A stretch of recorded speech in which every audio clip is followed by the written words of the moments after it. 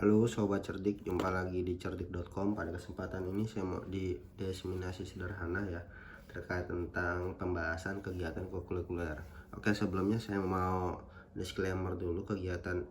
Materi ini saya dapatkan dari pertemuan KKGK tingkat provinsi yang diadakan di SMA 36 hari Kamis minggu ini ya, minggu ini berarti ya, minggu ini. Oke, saya coba jelaskan terkait tentang pengembangan kegiatan kokurikuler. Yang pertama, konsep pembelajaran kokurikuler.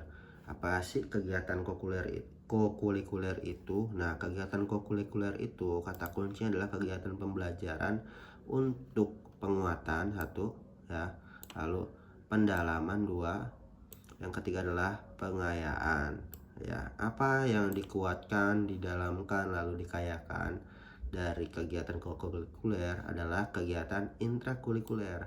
Intrakurikuler itu adalah pembelajaran yang kita lakukan sehari-hari dari agama, bahasa Indonesia, matematika, pokoknya pelajaran yang biasa yang kita sering lakukan di kelas.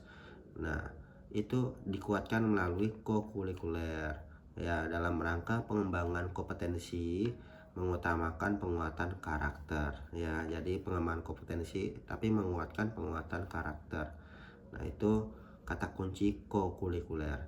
Sehingga inti capaian dari kegiatan ini adalah pengembangan kompetensi 8 dimensi profil lulusan. Apa itu 8 dimensi profil lulusan? Nah, ini yang pertama keimanan dan ketakwaan, yang kedua kewargaan, yang ketiga adalah penalaran kritis ya, yang keempat kreativitas, yang kelima kolaborasi, yang keenam kemandirian, ketujuh kesehatan komunikasi ya. Nanti urutannya ada di belakang, di slide belakangnya. Nah, karena pada hakikatnya adalah kegiatan pembelajaran, maka disusun secara terencana ya, terus mengimplementasikan prinsip dan pengalaman belajar ya. Jadi implementasi dari prinsip dan pengalaman belajar, lalu dilakukan asesmen ya. Di akhirnya ada asesmen secara holistik menyeluruh gitu ya. Nah, korelasi pembelajaran mendalam dengan kokurikuler. Nah, pembelajaran mendalam itu sendiri merupakan pendekatan yang memuliakan dengan menekankan pada penciptaan suasana belajar dan proses pembelajaran berkesadaran, bermakna, menggembirakan melalui olah pikir, olah hati, olah rasa, olahraga secara holistik dan terpadu. Menyeluruh dan terpadu itu berarti ini ya, memadukan satu dengan yang lainnya, jadi keterkaitan ya. Kokurikuler merupakan pembelajaran, sehingga pembelajaran mendalam tentu melekat baik secara prinsip maupun pengalaman yang ingin dibangun ya. Nah, ini ada skemanya nih ya, dari pembelajaran mendalam dengan prinsipnya tadi: berkesadaran, bermakna, menggembirakan, lalu dilaksanakan dengan olah pikir, olah hati, olah rasa, olahraga, mewujudkan 8 profil lulusan dari ketuhanan sampai kesehatan ya, ketakwaan hingga kesehatan. Nah, prinsip pembelajaran mendalam itu sebenarnya ada 3 yang sering kita dengar ya. Nah, pertama adalah berkesadaran. Berkesadaran artinya pengalaman belajar peserta didik yang diperoleh ketika mereka memiliki kesadaran untuk menjadi pembelajar yang aktif dan mampu meregulasi diri. Peserta didik memahami tujuan pembelajaran, termotivasi secara intrinsik untuk belajar, serta aktif mengembangkan strategi pembelajaran untuk mencapai tujuan. Maka ketika kita mulai belajar itu kan kita kenalkan tujuan pembelajarannya, manfaat dari kegiatan ini apa untuk kalian. Nah, supaya anak-anak peserta didik itu paham ya apa yang mereka ingin capai, apa yang mereka lakukan begitu. Lalu selanjutnya bermakna. Bermakna ini peserta didik dapat merasakan manfaat dan relevansi dari hal-hal yang dipelajari untuk kehidupan.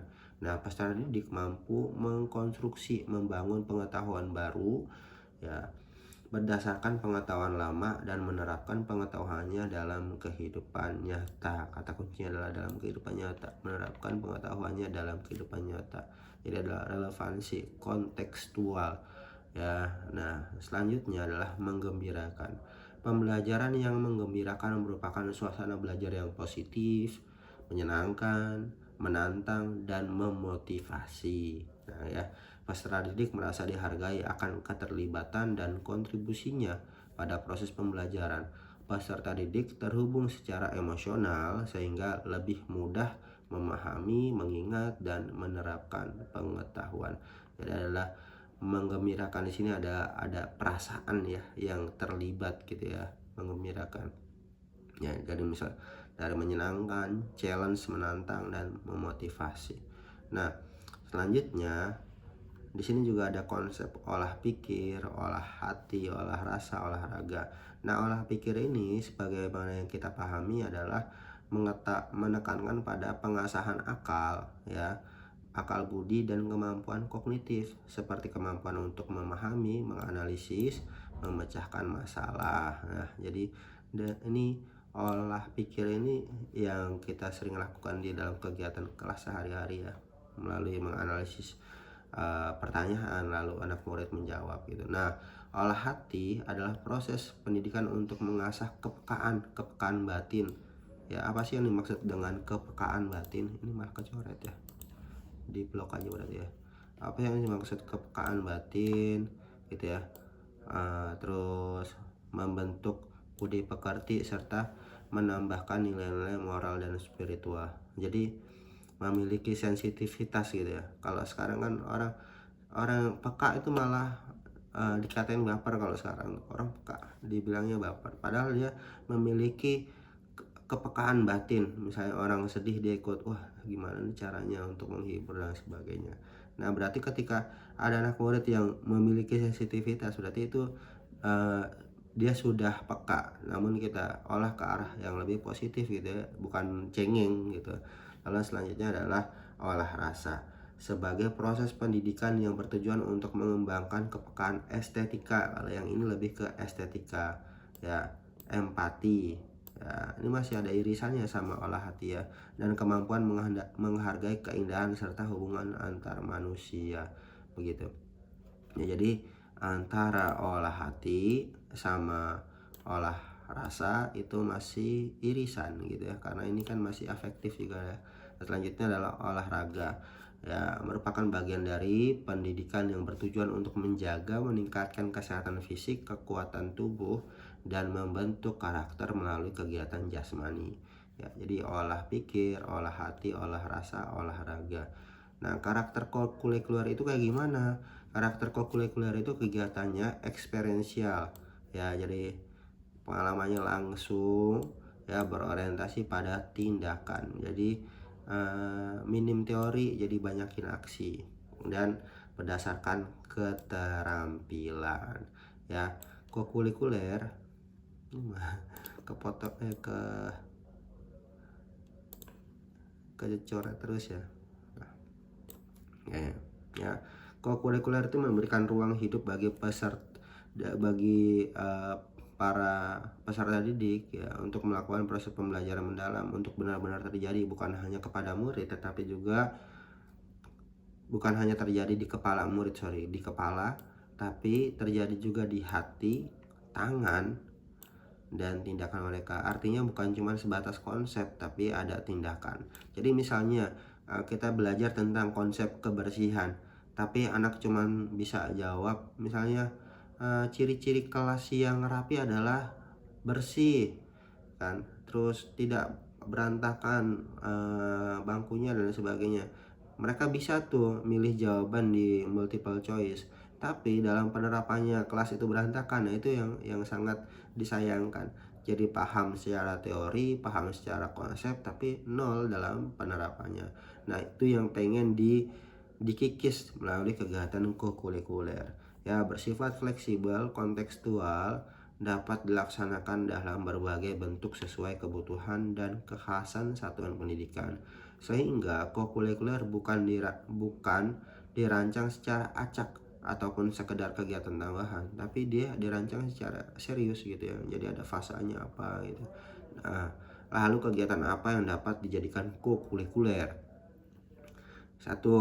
Memiliki tujuan untuk memperkuat satu atau lebih ya, jadi boleh lebih, boleh 4 boleh 5 dari 8 profil lulusan. Ingat tadi 8 profil lulusan, jadi ketakwaan, lalu kewargaan, kritis, kreativitas dan sebagainya ya. Lalu tema sebagai penguat pembelajaran yang relevan. Selanjutnya, alokasi dikelola secara fleksibel mengacu pada struktur kurikulum yang berlaku. Dan yang terakhir adalah serangkaian kegiatan secara terencana ya. Artinya terencana itu memuat tujuan, ada langkah-langkah pelaksanaan, lalu asesmen. Nah, ini poin pentingnya ya. Jadi kita punya tujuan aja dari kegiatan itu, lalu langkah-langkahnya kayak gimana, dan cara mengasesmennya itu kayak gimana. Nah, itu udah bisa masuk tuh. Nah, lalu apa sih yang dimaksud 8 profil lulusan? Dari tadi kan kita ngebahas nih 8 profil lulusan ya. Agak seret.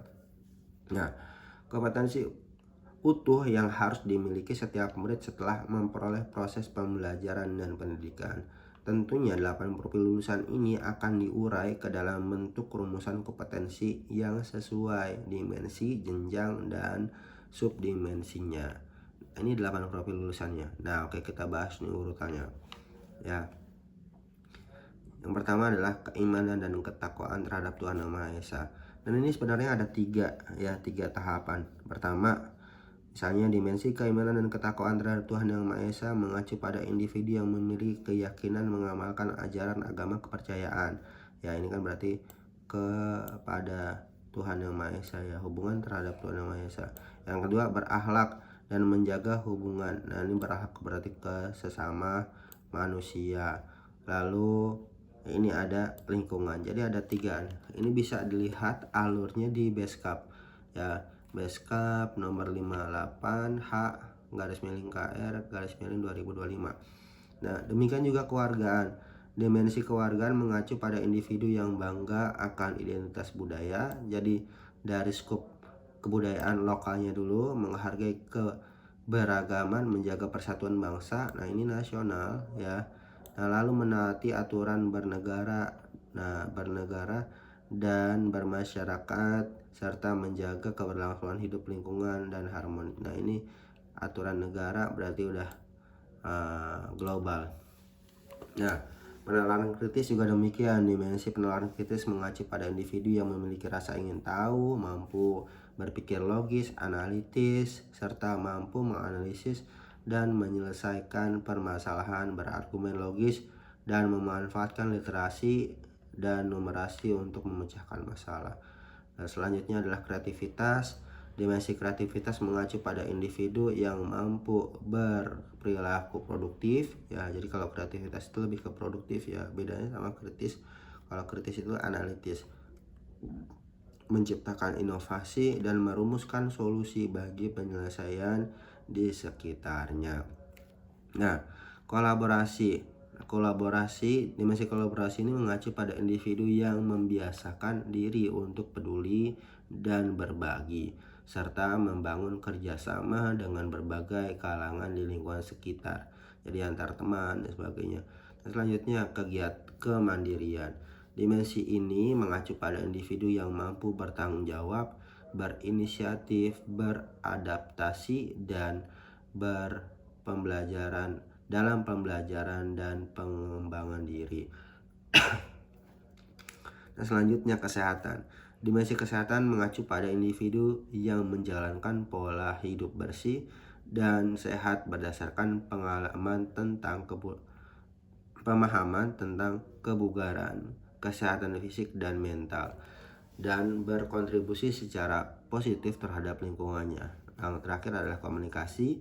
Nah, dimensi komunikasi ini mengacu pada individu yang mampu memiliki kemampuan menyimak, membaca, berbicara, dan menulis dengan baik dan benar sesuai etika dalam beragam konteks dan mudah. Oke. Nah, itu ya. Nah, ini dimensi keimanan dan ketakwaan, ini contohnya ya. Jadi hubungan dengan Tuhan, hubungan dengan sesama manusia yang tadi saya sampaikan, hubungan dengan lingkungan. Nah, ini bisa kita lihat di Beskap nomor 58 garis miring H garis miring KR garis miring 2025. Nah, ini ya. Oke. Nah, kita masuk ke bagian kedua.